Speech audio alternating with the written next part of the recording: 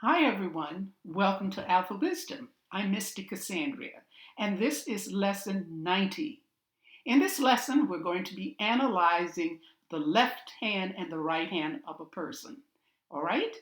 In this hand, there are many of the items we have talked about and discussed, and hopefully you're digesting them. But it works best when you can put them together in actual hands.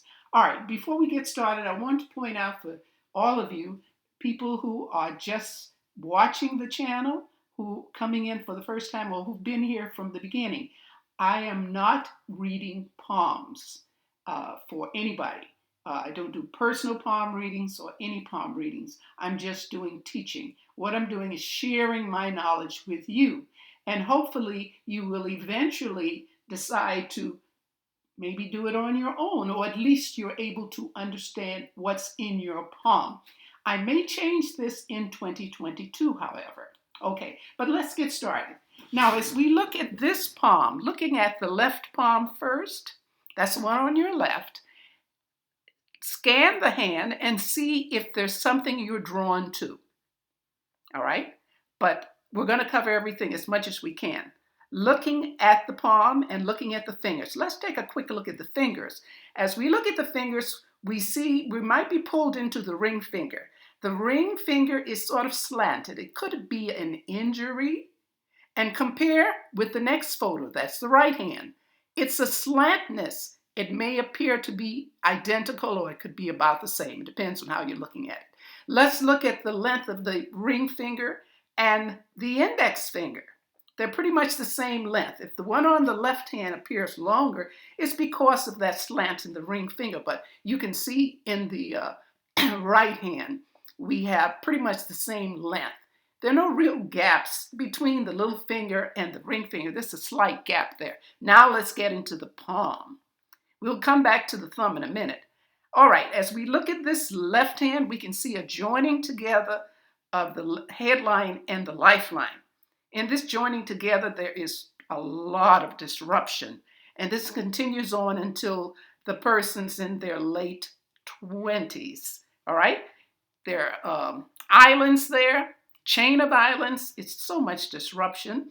And because it's joined together, these are strong, remember, strong-willed or domineering parents. And the lifeline, of course, is affected by that. But as we go around toward the lifeline, as it circles that thumb ball, it seems to be more defined and it's clear. Now let's take a look what's going on inside the lifeline. The thumb ball, look at those horizontal lines that are moving across. That is worry. That is stress. So whatever it is, this person, it's bothering the person, because when something bothers you, it's going to show in your palms. All right, let's leave that and go on to the headline. So the headline begins to clear itself, and by the time it's 29 going on 30, the line is straight. It doesn't curve down, it just goes straight. Let's take a look at the heart line. The heart line is disruptive at its beginning under the little finger. In fact, there's a big island there. It's like long. It's like it's long in years. This means the person has a long hurt that stays with them. It's like rubbing stuff into something. Anyway, it's very intense. Let's look at the right hand. We have a big island there too. And when that ends, here comes another island. So here's a person, again, that's experiencing and living through some tough emotional times. All right, now, but we follow where the heart line goes. The heart line in the left hand goes straight. And then we take a look. You've got some lines coming in and across. They're minor, so we're not going to get into that today. Let's go on to see the right hand.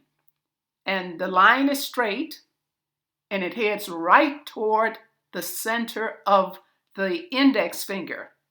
In the left hand, back to the right hand, it curves up. In the left hand, it doesn't curve up. It just goes right under, okay? That shows, it's like the person's trying to find themselves emotionally. All right, now let's take a look at the thumb. The thumb is high set. There's no length or space, much space between the thumb and the part where the index finger starts. Here's a person that has a stiff thumb, and that means they're very fixed and stiff in their thinking and in their opinions and what they hold to. It's almost as though they have tunnel vision. They see it one way, their way, that's it. And there's no change. Let's see if there's a change in the right hand. No, it's the same. It's just as stiff. So that's how that is there. Other than that, there is a little gap between the index, the ring finger and the little finger. So the person likes to work alone, but can handle it if someone's standing over them. Okay. All right, that's all we have for this one. We'll see what comes up for the next lesson. Remember to share, remember to thumbs up, and remember to subscribe. All right, thanks so much for watching. Really appreciate it. And until next time, have a good day, stay happy, and bye.